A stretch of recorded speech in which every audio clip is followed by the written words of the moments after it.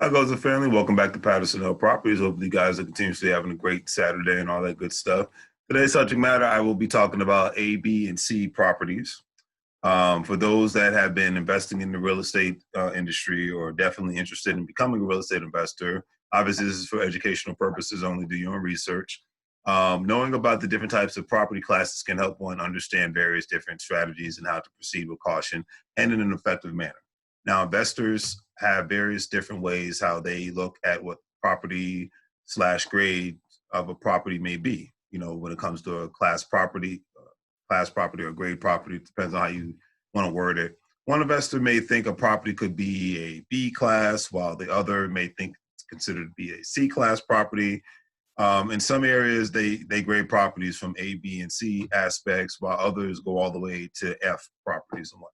So, however, let's get into the different classes of properties. Let's start with a Class A home, which are usually newer, built within the last 10 years or so. They have all the in-demand features such as, granite countertops, stainless steel appliances, hardwood floors, etc.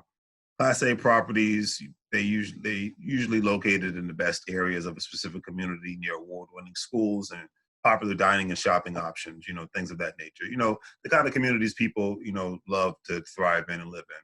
These kinds of properties attract top-tier tenants who will pay top dollar for high-end rental properties. There are always pros and cons when it comes to anything in life.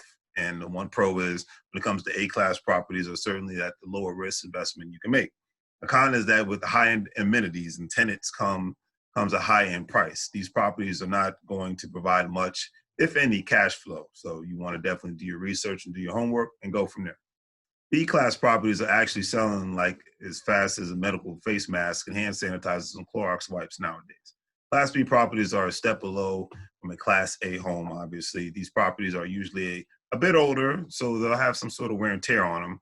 However, they won't have the newest and best amenities all at the same time, but should be in a very good condition, great livable environment. They are in good, desirable areas that people want to reside in.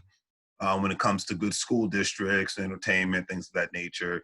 And the tenants fall into the working class category, which is nothing ever to look down on because, hey, they're the backbone of the U.S. economy. They keep everything going, the buildings, roads, homes afloat, you name it, cars, etc.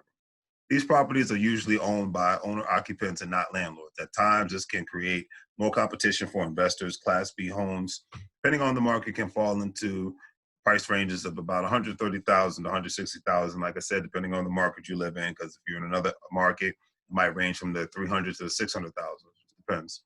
Now, one pro is that these properties offer investors a solid investment at a decent price point. Since there is more risk involved, you can acquire them at a higher cap rate than a class property all at the same time. Now, one con is B class properties do offer more growth potential. However, one may not see an abundance of cash flow depending on the situation. It all depends on the market and your situation, and I could go on and on about that. Last but definitely not least, Class C properties, which are actually the most popular when it comes to real estate investors in various marketplaces. The prices when it comes to Class C can range from about 30,000 to 70,000 price ranges. I myself love Class C properties, and that's all I'm interested in investing in at this time.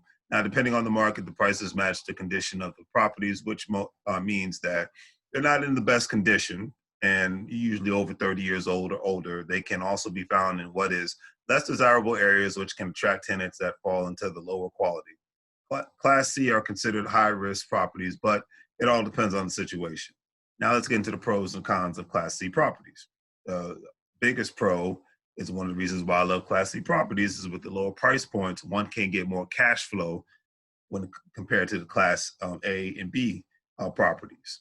And then the con is, and this is what you got to deal with in real estate, period, but you deal with it more so when it comes to Class C properties, is that you will have to deal with an excessive maintenance issues because of the kinds of tenants that you have, and a lot of times because of the age of the properties. Doesn't mean all people who live in Class C properties are bad tenants, but I think when it boils down to it, in all the classes, you're going to have good tenants and bad tenants. That's just the life of a landlord or any sort of investor, period. But Class C properties are great properties for fix and flipping as well. So that means you don't have to worry about tenants. You just buy it at a lower price, you fix it up, you bring up the value in it, you sell it for a profit, and then it makes you whole, and you're supposed to get a profit all at the same time. So Look into these different situations in the future if you want to become a real estate investor, or if you already are, hey, see what class you fall in, see what works for you. Everyone's strategy is different. There's no real 1, 2, 3, 4 process when it comes to real estate. It's something new to always learn at the end of the day, and that's why I like being in the industry. All right, so if you need any wholesale services within the DMV area, because we are living in some crazy times and people are predicting foreclosures